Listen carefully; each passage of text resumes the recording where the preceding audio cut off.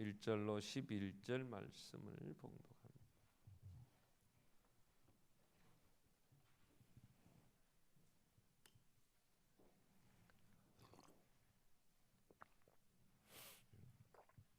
여호와께 감사하고 그의 이름을 불러 아뢰며 그가 하는 일을 만민 중에 알게 할지어다. 그에게 노래하며 그를 찬양하며 그의 모든 기이한 일들을 말할지어다.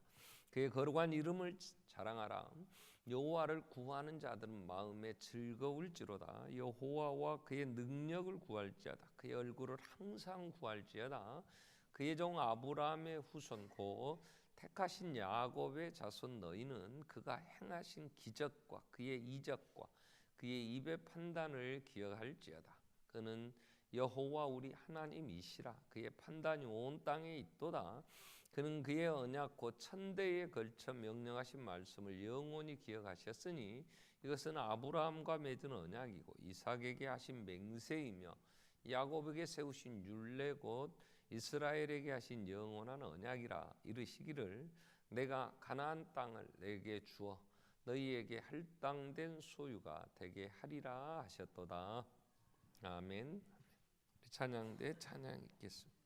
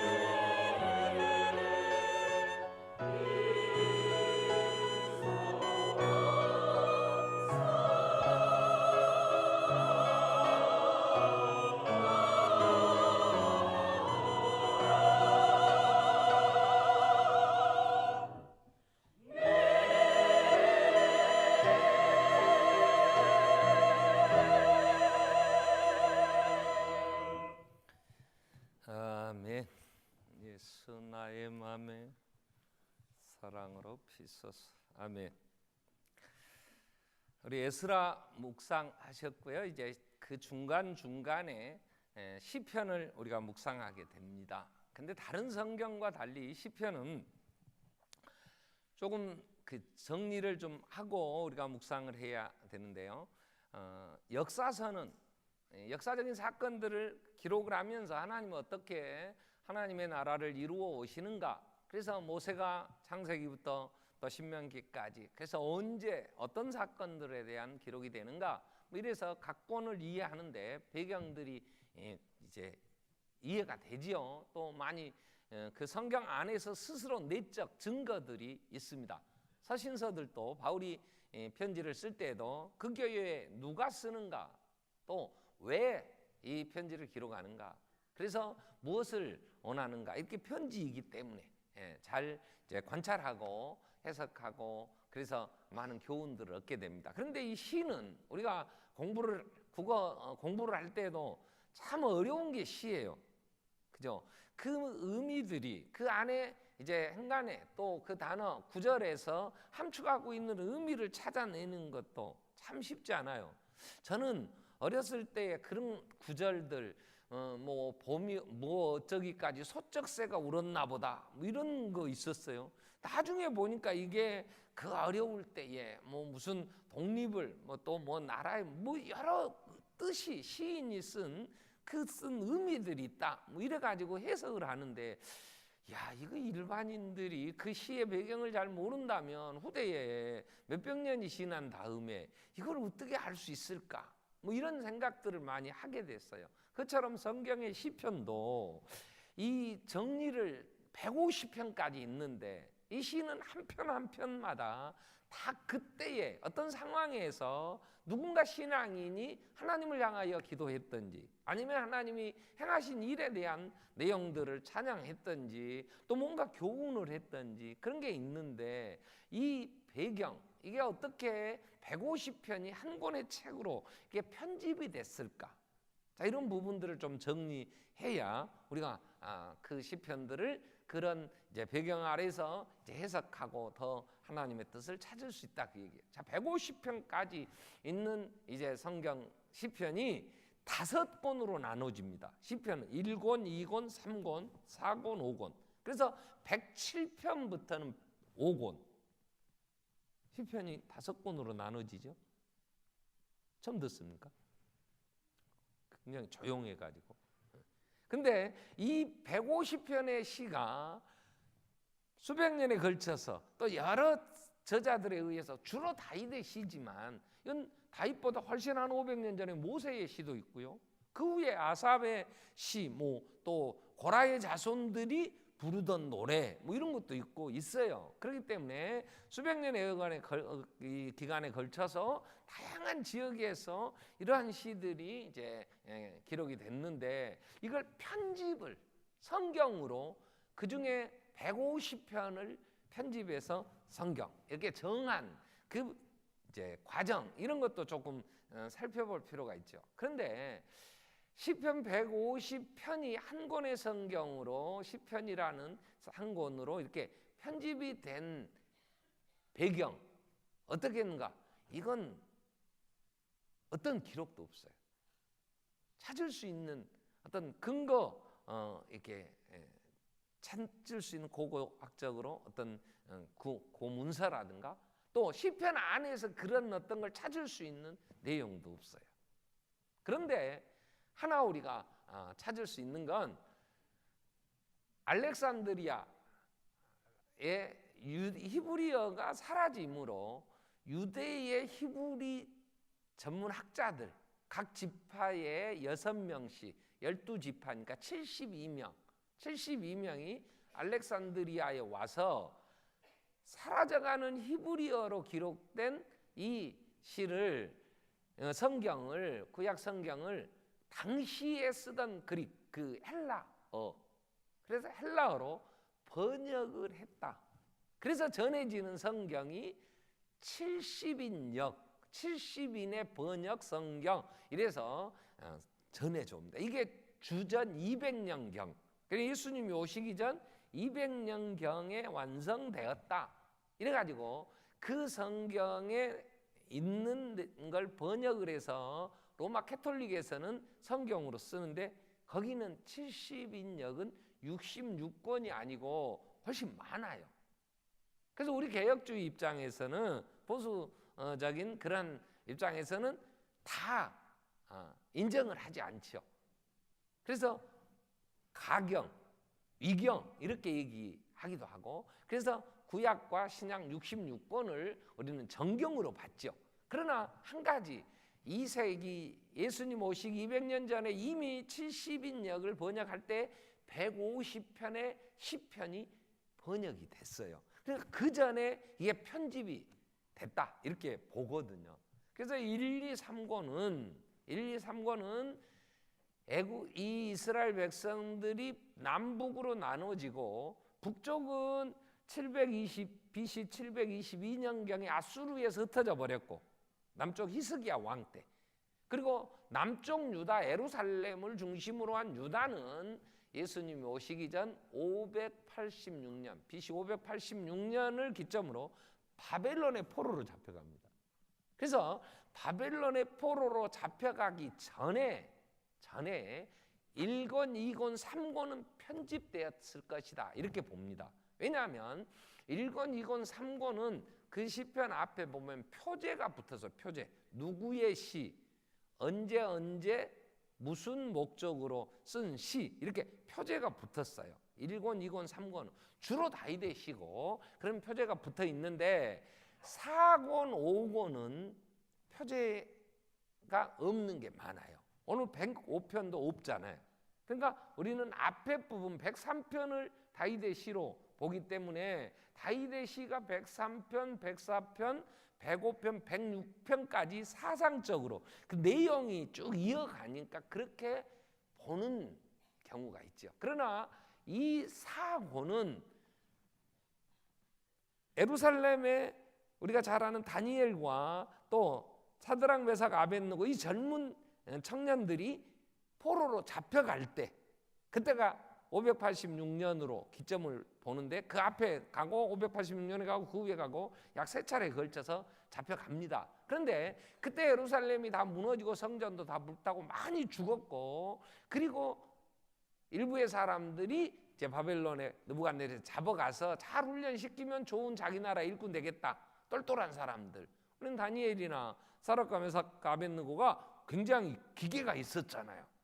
내가 죽을지언정 내 뜻을 정하여 나 하나님만 섬기겠다, 막 목숨 걸고 이런 젊은 열정이 있고 그 눈이 살아있는 이런 사람, 이런 아이들 여기 잡아가고 하던 그때죠.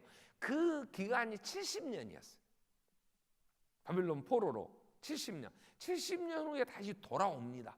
그때는 이미 나라는 다 망했고 다시는 나라를 세울지 못해요. 그러나 스룹바벨을 중심으로 해서 70년에 포로 기간이 마치고 돌아오죠. 그 후에 이제 쓰는 성경이 이제 에스라, 여러분 이번에 묵상했던, 2주에 걸쳐 묵상했던 사람 느헤미야, 이제 그러면서 이제 선지서들로는 이제 학개, 말라키 뭐 이런 선지서들이 이제 기록이 되죠. 그래서 시편 4권은, 오늘 속한 105편이 속해 있는 4권은 포로 70년 기간에 바벨론에서 편집이 됐을 것이다 이렇게 봅니다. 그리고 5권은 돌아와서 역대상하를 기록하는, 당시에 이제 역사에 그 많은 어려움을 겪고 나서 다윗 왕국을 중심으로 역대상하를 기록하죠. 그 전에 열왕기 상하까지, 사무엘 상하, 열왕기 상하까지 기록하고, 역대상하는 다윗 왕조, 남쪽 유다 백성의 다윗의 왕조를 중심으로 기록되는 게 지금 읽고 있는, 지난주와 이번 주에 읽게 되는 역대상하, 이건 그때 기록을 해요. 그때 기록할 때의 제5권은 편집된 것으로 봅니다. 이 부분을 조금 이해를 하고, 그런 상황에 오늘 105편을 봐야 돼요.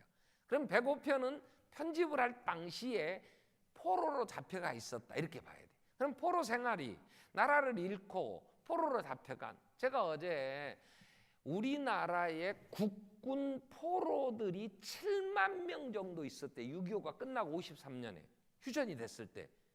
그래서 7만 명 가까이 북한에 있었는데 돌아온 포로 교환을 했잖아요. 우리는 거제에 포로 수용소가 있었잖아요.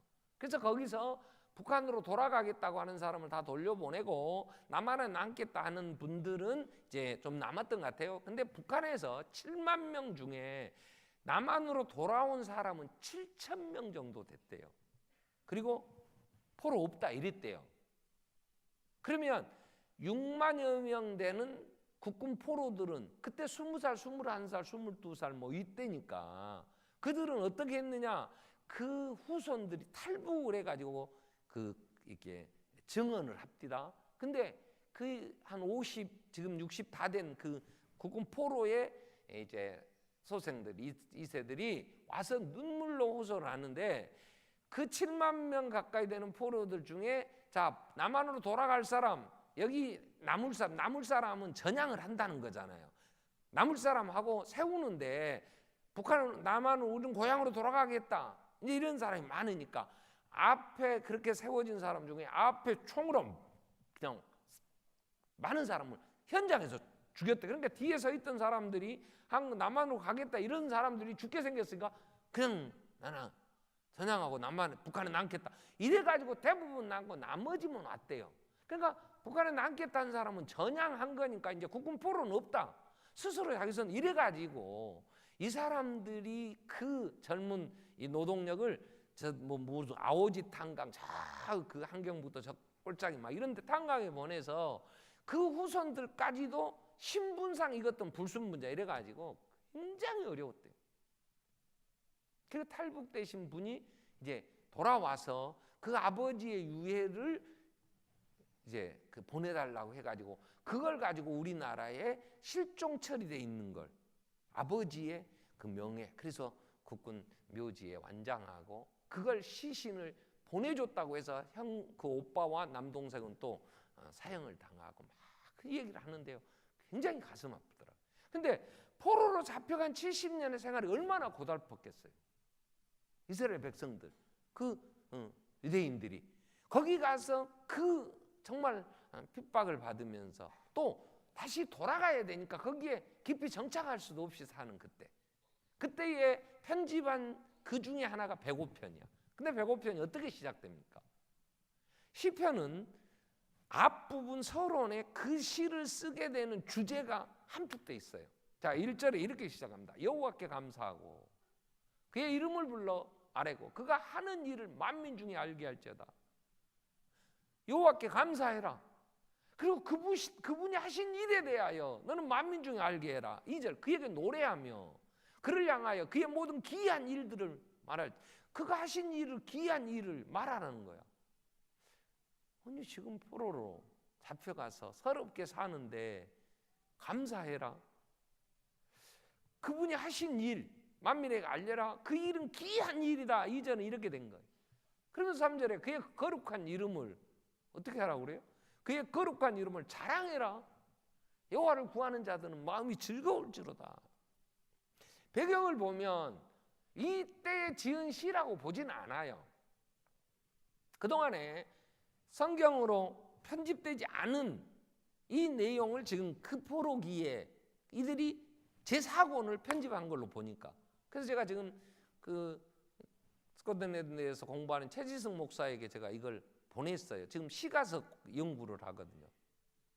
시편 전서 아가 시가서 연구 그 학위를 받겠다고 박사과정을 지금 하고 있어서 시편에 대한 편집 과정 이런 걸 좀 간략하게 좀 적어 보내라. 그랬더니 지금까지 그 정리된 그 내용들 해 오는데 이 시편 104편을 포로기에 편집된 것으로 이제 보면서 그러면 그때에 이들이 이걸 하나님 말씀으로 받을 때 그 상황은 지금 감사할 수 있을까? 여호와께 감사하라. 그분이 하신 일, 이전에는 그분이 행하신 일은 기이한 일이다 이렇게 정리가 돼가잖아요. 그걸 찬양하라. 그리고 많은 사람에게 알려라 이렇게 돼요. 그래서 오늘 우리는 105편을 중심으로 제목이 뭐냐? 여호와께 감사하라. 여호와께 감사. 누가 감사해야 되느냐 할 때예요. 5절 6절이 이렇게 정리됩니다. 누구한테 감사하라 그러냐면 그의 종 아브라함의 후손 곧 택하신 야곱의 자손 너희는 그가 행하신 기적과 그 이적 그의 입의 판단을 기억하고 감사해라. 아브라함의 후손 곧 야곱의 택한 자손 너희 1차적으로는 지금 아브라함의 후손들 지금 포로로 잡혀있는 혈통적으로 유대인들 이스라엘 백성들이겠죠. 그런데 바울은 이 아브라함의 후손을 갈라디아 3장 5절에서 7절 말씀에 이렇게 정리를 합니다. 자, 너희에게 성령을 주셨는데 하나님 성령을 우리에게 부어주셨죠. 근데 우리 가운데서 성령님이 능력을 행하세요. 능력을. 그 어떤 능력을 행하시냐면 우리에게 예수를 믿게 하시는 거 성령님의 능력이잖아요. 그래서 능력을 행하시는 우리 안에 거하시는 성령님이 능력을 행하시는데 그 구원해 주시는 예수를 믿고 하나님의 자녀되게 하는 일이 너희 행위에 난 거냐 혹은 듣고 믿음이냐. 그럼 우리가 하나님 자녀 될 만한 어떤 행위를 한 게 없어요. 우리는 하나님을 알지도 못했잖아요. 성령님이 오셔서 내가 죄인인 걸. 그래서 로마서 8장 15절 이후에 우리는 무서워하는 종의 영을 받지 않고 양자의 영을 받았으므로 우리가 하나님을 아빠 아버지라고 부르고 로마서 8장 16절에 성령이 우리 영으로 더불어 우리가 하나님의 자녀임을 증언해 주시잖아요. 야, 하나님이 계시네. 내가 그 하나님 앞에 죄인이로구나. 내가 하나님 앞에 갈 수 있는 길은 유일하게 예수가 그리스도, 예수가 구원자 되셔서 나를 대속하셔서 그 모든 죄값을 담당하셔서 그 값을 지불하셔서 나를 속량하셨기에 내가 하나님 자녀 되는구나. 그래서 예수를 구주로 영접하게 되는 이게 믿음으로 하나님 자녀 된 거예요. 그래서 갈라디아서 3장 5절에 이 바울이 자 그분이 오셔서 능력을 행하시고 생명을 주시는데 이게 행위냐 믿음이냐 믿음이 아니냐. 그러면서 6절에 아브라함 얘기를 하는 거예요. 아브라함이 하나님을 믿음에 그것을 그에게 의로 정하셨던 것 같다. 아브라함이 모리아산에 이삭을 바쳐서 하나님이 너 의롭다 너는 인제는 내 자녀야 그랬냐? 너 그러지 않아요. 그건 한참 후에 믿음의 사람이 믿음의 열매를 보여준 거지. 아브라함이 아무것도 하나님에 대해 알지도 못했을 때 하나님이 가나안 땅에 데리고 갔을 때 동서남북을 바라보라. 그 광활한 적과꿀이 흐르는 안악자손이 차지하면서 그렇게 부요하게 비옥한 땅에 그 많은 소산물을 먹고 살던 그 땅을 바라볼 때 하나님이 내가 너와 내 후손에게 이 땅 주리라. 아브라함은 아무 자식도 없었어요. 근데 주리라 그때 그걸 믿었어. 하나님의 말씀을 믿음에 그걸 의로 여기신 거예요. 하나님이. 그래서 7절에 이렇게 얘기를 하는 거예요. 그런즉 믿음으로 말미암은 자들은 아브라함의 자손인 줄 너희는 알지어다. 우리가 예수를 믿음으로 아브라함이 하나님의 말씀을 믿음으로 의롭다함을 얻었듯이 내가 예수를 믿음으로 본 적 없잖아요. 우리는 예수님 우리가 뭐 십자가에 죽을 때 가서 뭐 사진을 찍어놨어요. 내가 거기 가서 울면서 내 죄 때문에 죽습니까? 했습니까? 이미 행하신 하나님의 구원의 일들을 내가 믿음으로 받아들였더니 하나님이 우리를 자녀라. 그래서 아브라함의 자손이 되겠다. 그러면 감사하라. 여호와께 감사하라. 누가? 아브라함의 후손 곧 택한 야곱의 자손 너희야. 그럴 때 그 안에는 내가 오늘 우리 성도가 저와 여러분이 포함된단 말이에요. 믿습니까? 아멘. 우리는 그래서 아브라함의 자손이에요. 아브라함의 자손 택한 야곱 할 때에 그 택함 받은 하나님의 백성. 우리는 하나님이 믿음으로 의롭다함을 얻도록 아브라함을 통하여 믿음의 조상이 되게 하신 하나님은 오늘 우리가 예수를 믿음으로 우리는 아브라함의 자손이 됐다면 그 아브라함의 자손들에게 여호와께 감사하라. 그 행하신 일, 그 기이한 일, 기이하다는 일은 이 일은요 시편 9편 1절에도 이렇게 정리가 됩니다. 내가 전심으로 여호와께 감사하오며 주의 모든 기이한 일들을 전하리이다. 그래, 이 기이한 일은 신기한 거야. 뛰어나 비범해. 이건 측량할 수가 없는 일이에요. 그럼 그 일이 뭐냐? 그 일이 뭐냐? 하나님이 8절부터 11절까지 보면 하나님이 천대에 걸쳐 그의 언약 곧 천대에 걸쳐 명령하신 말씀을 영원히 기억하셔. 이 언약 천대에 걸쳐 명령하신 말씀이 뭐냐면 아브라함에게 하신 언약이에요.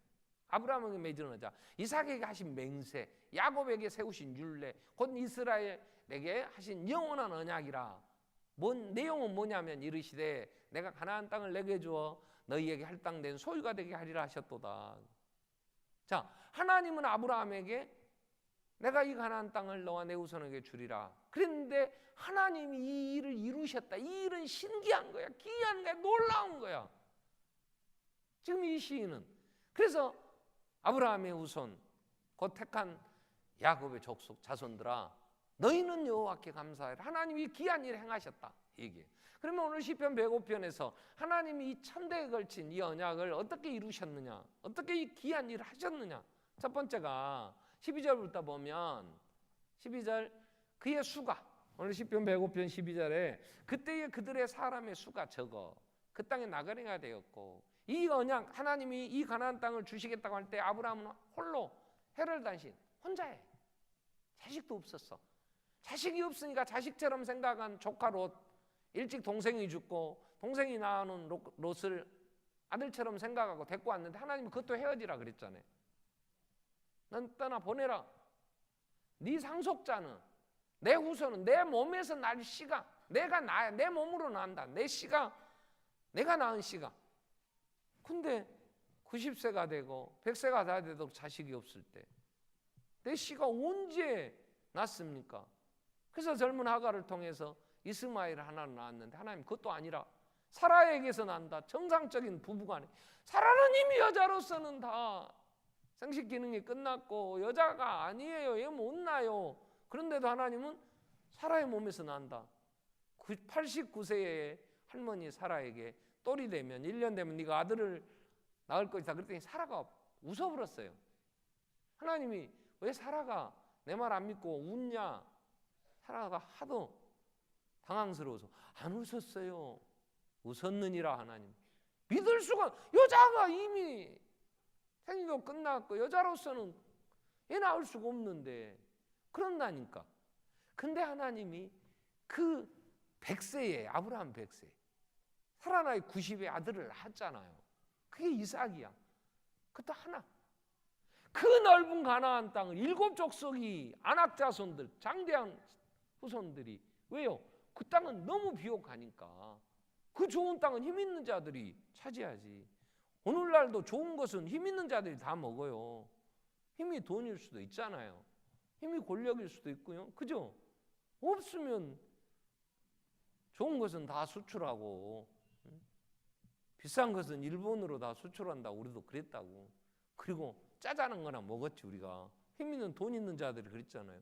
가나안 땅 그랬다고. 얼마나 비옥했으며 정탐꾼이 포도 한 송이를 땄는데 혼자 못 매. 두 사람이 메고 와야 될 만큼 비옥했겠냐. 거기는 장대한 후손들이 힘없는 자들을 때려 죽이고 잡아서 노예시키고 저들이 차지한 곳이지. 근데 그걸 아브라함에게 주시겠다고 하는데 아브라함은 혀를 단신 아무도 없어. 그래서 12절에 수가 없다. 그때 그들은 수가 적었고 그 땅에 나그네 되었고 이 족속에게서 저 족속에게로 이 나라에서 다른 민족을 또 돌아다녔고 그러나 그는 여기 그는 하나님이지. 하나님은 사람이 아브라함과 그 후손들 하나님의 약속의 자녀들 억압하는 걸 용납하지 아니하시고 주위에 힘 있는 자 왕들 꾸짖었어. 그럼 뭐라 하겠어? 내 기름 부음 받은 자 손대지 말라. 나의 선지자를 해하지 말라 하셨도다. 하나님은 그 약속을 지키시기 위하여 하나님의 기이한 일은 하나님의 언약의 백성, 하나님의 자녀들을 지키시는 하나님. 아멘. 하나님은 지키십니다. 세상은 여러분 우리가 살기가 쉽지 않아요. 믿음으로 살라고 하면요. 바울은 2000년 전에 이미 디모데에게 디모데후서 3장 13절 14절에 무릇 경건하게 살고자 하는 자는 핍박을 받는다. 세상은 악하기 때문에 하나님의 사람들을 그냥 두지 않아요. 근데 하나님은 주위에 손도 못 대도록 애굽에 기근이 들어서 갔더니 그 사라가 예쁘다고 아브라함 죽이려고 할 때 하나님은 애굽의 왕 바로를 그 집안을 싸그리 태의 문을 닫아가지고 네가 왜 남의 아내를 차지하느냐? 아니요 나는 그런 적 없어요. 걔가 누이라 그랬어요. 아니라 그의 아내다 돌려보내라. 많은 금은보화까지 쌓아서 돌려보내야 할 만큼 가나안 땅에 왔을 때 아비멜렉 가나안의 그 토우 왕들이 또 사라를 차지하려고 할 때 하나님은 그들을 책망하셔 돌려보내셨죠. 하나님께서 아브라함을 지키시고 하나님이 믿음의 사람들 사드락과 메삭과 아벳느고가 불 속에 들어갈 때는 불 속에서도 하나님. 그래서 이사야 43장 1절 이후에 보면 네가 물 가운데로 지날 때도 3절에 불 가운데로 지날 때 내가 너를 지킬 것이다. 하나님은 우리를 지키십니다. 아멘. 내 살아온 삶을 보면 하나님이 그렇게 지켜. 지나놓고 보면 이야 나의 나 된 건 하나님의 은혜로구나. 그때 어려움을 겪을 때는 몰랐어. 근데 지나놓고 보니까 하나님이 감당 못할 시험을 학지 아니하시고 그래서 시편 121편에 내가 눈을 들어 산을 보리라 나의 도움이 어디서 올까 1절 그러면서 4절에 뭐라고 얘기합니까? 이스라엘을 지키시는 이는 졸지도 아니하시고 주무시지도 아니하시리로다. 아멘. 여호와는 너를 지키시는 이시라. 여호와께서 내 우편에서 내 그늘이 되시나니 낮의 해가 너를 상하게 하지 아니하리라. 밤의 달도 너를 해치지 아니하리라. 자연의 어떤 환경도 그 어떤 사람도 우리를 해할 수 없어. 하나님이 내 기름 부음 받은 자다 내 선지자야 네가 왜 그를 헤아려 하느냐. 바울은 로마서 8장 31절에 이 일에 대하여 우리가 무슨 말하리요? 하나님이 우리를 이해하시면 누가 우리를 대적하리요? 자기 아들을 아끼지 아니하시고 우리 모든 사람을 위하여 내어주시니가 어찌 그 아들과 함께 우리에게 모든 걸 안 주시겠냐? 무엇을 아끼시겠냐? 아들까지 주셨는데 하나님이 우리를 이해하시면 누가 우리를 대적하겠냐? 사람을 두려워하면 올무에 걸리게 되지만 여호와를 의지한 자는 안전하리라. 아멘. 우리는 하나님이 지켜주신단 말이에요. 하나님의 놀라운 이 기적은 하나님의 이적은 하나님의 백성들을 그 능력으로 지키시는 거예요. 눈동자와 같이 지키신다. 두 번째 감사해야 될 내용을 하나님께서 단련하신다고 17절부터 이렇게 얘기합니다. 그가 한 사람을 앞서 보내셨도다. 16절을 볼까요? 왜 보내셨냐? 그가 그 땅에 하나님께서 그 땅에 기근이 들게 하사 그들이 의지하고 있는 양식을 다 끊으셨도다. 하나님은 그곳에 7년의 대풍년 이후에 그 풍년이 기억되지 않는 흉한 기근이 올 것을 얘기하시잖아요. 이미 하나님은 그 일들을 진행하시기 때문에 그때에 그들을 지키시고 살리셔야 되니까 아브라함의 아들 이삭이 하나 아들로 태어나 야곱을 낳았는데 야곱이 12아들을 낳았어요. 12아들 중에 11번째 아들이 요셉입니다. 하나님이 이 요셉을 이 하나님 이 기근에서 그 하나님의 백성들을 지키시더라고. 왜? 그래야 가나안 땅을 차지할 이 약속을 지키시니까. 그래서 17절에 그가 한 사람을 앞서 보내셨다. 요셉이 종으로 팔렸도다. 여기서 중요한 단어는요. 하나님이 요셉을 하나님의 일꾼으로 애굽에 보내서 근데 뭘로 보내냐? 종으로 팔렸어. 종으로 노예가 돼. 아니 하나님이 좀 보내려면 잘 포장해서 야 함부로 손대지 마. 앞으로 크게 내가 쓸 사람이야. 좀 이러고 보냈으면 고생을 덜 할 거 아니야. 근데 종으로 팔렸어. 언제까지? 그래서 18절은 그의 발은 차고 이 쇠사슬에 매어 그 몸은 쇠사슬에 매였으니 언제까지 이랬느냐? 여호와의 말씀이 응할 때까지. 그래서 그 말씀이 그를 단련하였도다 그랬어요. 여기서 우리는 하나님이 지키시는 하나님, 두 번째는 단련하신 하나님. 하나님의 택한 백성들을 지키시는데 하나님이 그 일을 이루심에 함께 하나님의 동역자 되기에는 우리는 너무 연약해. 그러니까 하나님이 일꾼으로 훈련하셔서 단련하셔서 일하게 하신단 말이야. 자, 요셉을 보세요. 요셉의 엄마는 그 아버지 야곱이 4여자를 통해 12명의 아들을 낳았습니다. 우리가 잘 아는 대로 라헬이 야곱의 마음에 들었어. 사람마다 취향이 있어요. 사람마다. 근데 야곱은 많은 여자 중에 라헬에 딱 꽂혀버렸어. 한 번에 반해버렸어. 근데 돈이 없어. 그래서 그 라헬을 자기 아내 삼기 하여 그 아내의 몸값 자기가 그 당시에는 부인을 얻으려면 그 아버지에게, 장인에게 그 딸의 몸값을 지불해 줘야 돼. 없어. 그러니까 내가 7년을 노예로 살겠습니다. 7년 몸값을 그가 라헬을 위해 바친 거야. 근데 결혼한 첫날 밤에 자고 보니까, 아침에 일어나 보니까, 왜? 그때는 전기불이 없었잖아. 그러니까 첫날 밤을 보내고 일어나 보니까 언니 레아야. 놀래갖고, 아니 세상에 이럴 수 있습니까? 그랬더니 장인이 라헬을 네 아내로 맞으려면 그럼 7년 더 일해라, 이렇게 된 거야. 그래서 일주일 만에 두 번째 장가를 가고 14년을 몸 바쳐서 아내 삼은 사람이 라헬이야. 근데 라헬은 아이를 못 낳았어. 하나님이 태문을 안 열어주셔. 근데 그렇게 마음에 안 들었지만 큰 언니 레아는 줄줄이 네 아들을 낳았잖아.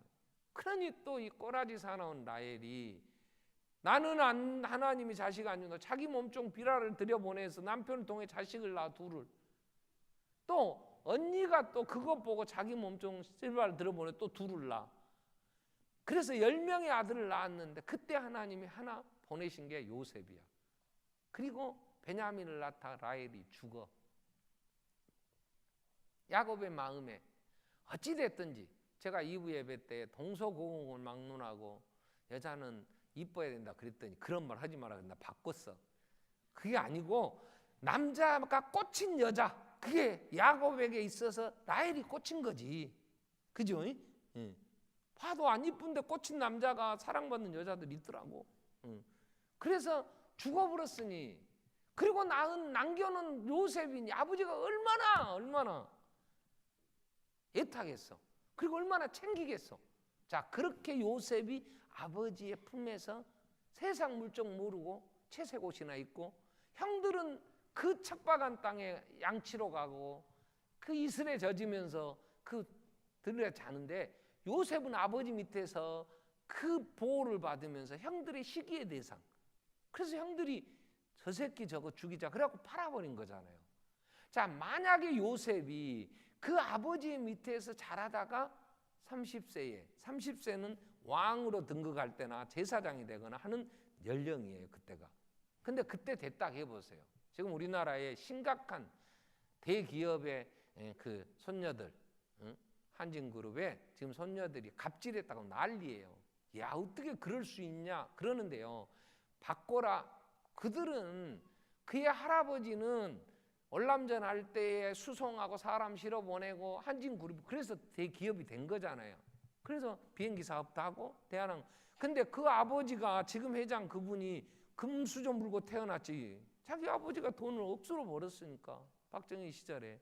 그러면 그 밑에 태어난 그 딸들은, 그 손녀들은 미국서 태어나서 미국 시민권자더라고.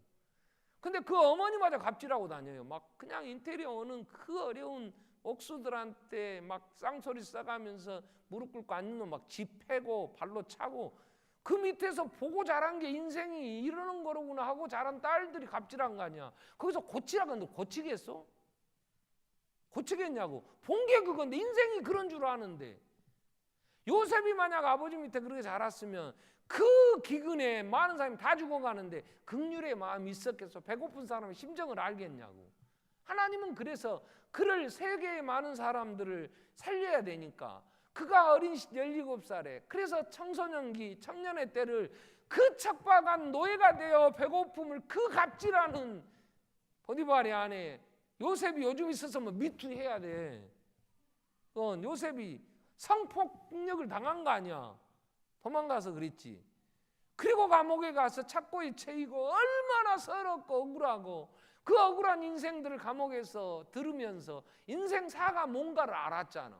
이게 단련하시는 거야. 그래서 세웠더니 나중에 형들이, 우리가 파는 요셉이 이제 총리에 우리 죽었다 그럴 때 뭐라 그래? 딱 이 얘기하는 거예요.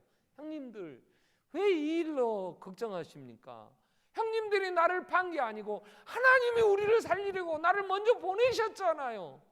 그럼 막 울어. 그 때문에 불안해하는 형들 때문에. 아버지 죽을 때 울잖아요, 붙잡고. 지금까지도 그 때문에 그렇게 불안했습니까? 형들이 판 게 아니고 하나님이 나를 보내셨잖아요. 단련하시는데 언제까지 단련하시냐 할 때에 단련의 말씀이 그렇게 나오잖아요. 19절에 그 말씀이 응할 때까지라. 여러분, 오늘은 하나님이 나를 지키시는데 일이 잘 안 풀려요. 이상하게 하나님이 분명 내 아버지는 아버지인데 꼬여. 그럼 언제까지 꼬이냐? 말씀이 응할 때까지. 그럼 말씀이 응한다는 말이 뭐냐? 이 세상은 하나님의 손에 있구나. 이걸 요셉은 알아. 내가 내 인간의 방법으로 일을 하려고 하지 않아요. 하나님의 때에 일이 이루어지는 걸 그는 알아. 그리고 그가 이 세상은 잠깐이라는 거, 이 세상에 미련이 없어. 요셉이 단련됐을 때. 그래서 요셉은 누구보다도 엄청난 애굽의 총리가 되어 왕도 내가 너보다 높은 건 자리뿐이고 실권은 다 너한테, 실세 중에 실세. 근데 요셉이 죽을 때에 그가 유언을 이렇게 해요. 내가 여기서 죽는다마는 내 시신을 여기다 안장하지 마라. 나를 반드시 메고 할아버지, 아버지, 그 증조 할아버지 아브라함과 이삭과 야곱이 묻힌 곳, 하나님은 반드시 우리 민족은 어느 때가 되면 이끌어가지, 그때 내 해골을 메고 가라. 마지막 유언하고 죽어요. 그때 요셉이 죽을 때의 장례법은요, 피라미드 쌓을 때 그때가. 지금 우리가 이집트 관광 가면 그 엄청난 무덤들 보잖아요. 왕들이 세운 이 무덤. 그 엄청난 힘이 있는 이 요셉이 애굽에서 그 막강한 전 세계를 다 사갖고 다 소유 삼았는데 피라미드 하나 세우는 건 뭐래? 자기의 부를 자랑하려고 했으면, 내세우려고 했으면 그 땅에 얼마나 엄청난 일을 했겠어요. 그러나 요셉은 이 세상에 미련 없었어요. 하나님의 영원한 영광의 나라를 바라보고 그 가나안 땅에 나를 묻어야 된다. 그래서 모세가 500년 후에, 430년 후에 모세가 애굽 백성을 이끌어갈 때 출애굽기 보세요. 해골에, 요셉 해골을 메고 출애굽을 해요. 하나님의 말씀이 응했다고 하는 건 요셉을 단련하신데 어디까지? 이 세상은 잠깐이에요. 영원한 부활의 세계, 주님이 다시 오셔서 이루실 그 나라를 바라볼 때, 아, 이 세상은 하나님이 내게 주신 사명, 많은 생명들에게 하나님이 살아계신 분이구나 증거하고, 이 땅에 주신 모든 것 가지고 이 하나님의 나라에 일하는 생명, 이게 값진 인생이로구나 하는 세계관을 가지고 사는 수준에까지 이를 때까지 하나님은 단련하셔요. 그 다음에 어떻게 하셨어요? 그 다음에 하나님은 24절 이후에 보면 그를 여호와께서 자기의 백성을 크게 번성하게 하사, 하나님은 구원을 이루신데 지키시죠, 단련하시죠. 그래서 크게 번성하게 하십니다. 이건 누구도 막을 수 없어. 하나님이 그들을 키우시는데 70명이 요셉 때에 야곱이 애굽으로 갈 때에 수를 세서 기록해 놓습니다. 그러면 창세기 마지막 50장이나 출애굽기 1장에서 다시 정리된 게 뭐예요? 야곱이 애굽에 갔을 때 애굽에 살고 있던 요셉까지 가족까지 해서 가족 남자 70명이었다. 이걸 꼭 기록해요. 왜? 그러고 나서 엄청난, 누구도 셀 수 없는, 하나님이 번성케 하셨는데 능히 셀 수 없는 물이 땅에 충만했어요. 지면에 충만했더라고요. 바다의 모래수와 같이 많아졌어요. 하나님은 준비된 자들에게 힘을 주셔요. 힘을. 교회가 연약하여 시작을 했으나 하나님이 세우시는 교회, 날마다 부흥되게 하시듯이 하나님이 나 하나하나를 하나님의 사람으로 훈련시켜서 필요한 힘을 주셔. 누구에게는 돈도 주셔요. 누구에게는 권력을 주세요. 누구에게는 지식을 주셨어요. 그 많은 힘을 가지고 뭐 하라고요? 이제 하나님의 나라를 위하여 일하라고 주신다고. 저는 오늘 또 기도하면서 그래요. 우리 반석교회 두 가지 늘 기도했어요. 하나님 좁아요, 넓혀주세요. 그럼 하나님 예배당을 넓히세요. 넓혀놓으면 빈자리가 많아. 하나님 채워주세요. 그럼 채워요. 지금까지 제가 오늘 또 기도하면서 앞자리 비었어요. 하나님 언제 채우실래요? 나 끝날 때, 나 은퇴하면 채우실랍니까? 이왕이면 한번 꽉 찬 것도 보게 해주세요. 내 그렇게 기도해요. 여러분이 전도하라고 그래도 올해 한 명이라도 전도하라고 그랬더니 했어? 말도 안 해. 안 듣고 있어. 온 사람들은 자기 혼자 등록해 보니까. 오늘은 최정순 집사님 인도하셨는데, 그래도 하나님은 넓히시고 채우시고, 왜? 하나님이 일하게 하시려고, 일하게 하신다. 번성케 하신다고, 번성.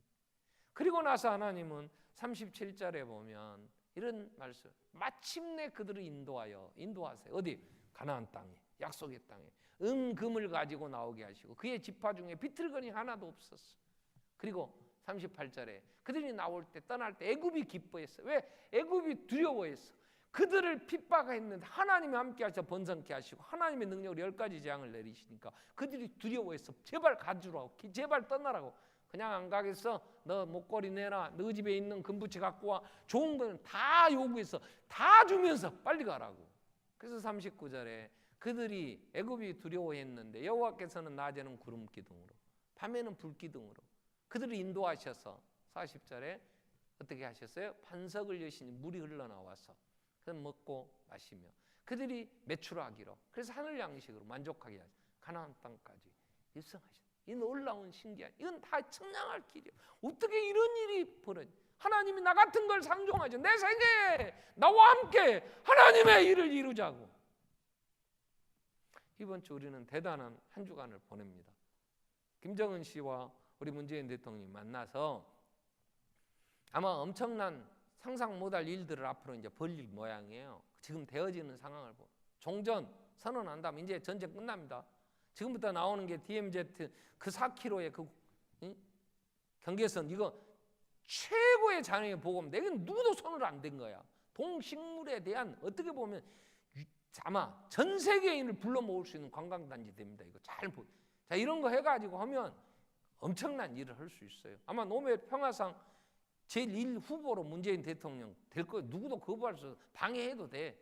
왜요? 이 엄청난 일을 했는데 지금 트럼프도 이제 중간선거 앞두고 막 뭔가를 한다고 애들은 띄운 거 보니까 뭘 할 것 같아. 아 근데 대선 때 나한테 한번 만나주라고 얼마나 그때 좀 만날 걸. 아 사진 하나 찍어놓을 걸 그랬어. 와 그럴 줄 알았겠어. 그랬으면 야 기이한 일이 벌어졌다. 몇 번씩이나 안 만나다고 만날 거 없다고 막 그랬는데 응? 근데 5년이면 끝납니다. 앞으로 4년 후면요 잘못하면 트로킹인가 뭔 쿵인가 나가고 이제 뭘 할지 어떻게 알아. 그러나 영원히 새하지 아니하시는 능력으로 이 세상의 역사를 주관하시는 하나님이 내 생에 너와 함께 하시는 나를 자녀 삼아 하나님의 놀라운 구원에 참여시켰다는데 세상에 감사할 일이지. 그죠? 아멘. 그분의 능력으로 지키시고 보호하시는데 제가 어제는 9시 반에 깼어요. 몇 시에 잤길래 9시 반에 깨냐고. 신방 갔다가 7시쯤 됐네. 도저히 앉아있을 수가 없어요. 그래서 이제 잤어. 그리고 9시 반에 깼는데 잠이 안 와. 10시 넘어 교회 와갖고 잠 좀 자야 되는데 오늘 여기 3부까지 와야 돼. 3시까지. 아니 엄마 어떻게 안 돼요. 그래서 누워서 아버지 나 제발 그렇게 간절할 수가 없어. 뭐 잠 좀 자게. 9시 반에 일어나서 잠 안 자고 나오면 이제 어쩌겠냐. 그랬더니 어떻게 잠이 들었어. 아멘. 아멘 좀 해봐. 김정은이를 만났네. 아 이 새끼가 내 시계를 욕심내 갖고 시계 뺏겨서 그거 나 손자 주려고 차놓은 건데 얼마나 생생했고. 그리고 일어났더니 6시더라고. 잠도 사랑하는 자에게 잠도 주신 하나님. 아멘. 불면증에 고민하십니까? 약을 먹어도 안 돼요. 와, 그럼 나이 들면 걱정거리 되면 불면증 미치는 겁니다. 그건. 하나님은 사랑하시는 잠을 주시. 기도하세요. 전능하신 하나님 나를 지키시고 단련하시고 그래서 부강케 하셨어. 인도 천국에 인도하신 하나님. 이 기이한 일을 행하신 하나님. 날마다 여러분 삶에 하나님이 어떻게 나를 지키시는가. 하나님이 지금 나를 훈련하시는. 히브리서 12장에 하나님이 연단하실 때 말씀이 이룰 때까지 단련하실 때 실망하지 마라. 하나님은 사랑하시니까 징계하시지 않냐. 버린 자식은 잘못해도 내버려 둬버린. 그런 하나님이 간섭하셔서 내 생애에 나를 이끌어 가신다. 그건 구원이지. 어떻게 그분이 나를 기억하시고 나 같은 것을 하나님의 사람으로 세우시려고 머리털까지 다 쓰심 받으신 섬세한 섭리하심이 있다는 게 얼마나 감사해요. 하나님의 백성들아, 아브라함의 후손 곧 택한 야곱의 자손아, 너희는 여호와께 감사하라. 아멘. 기도하겠습니다.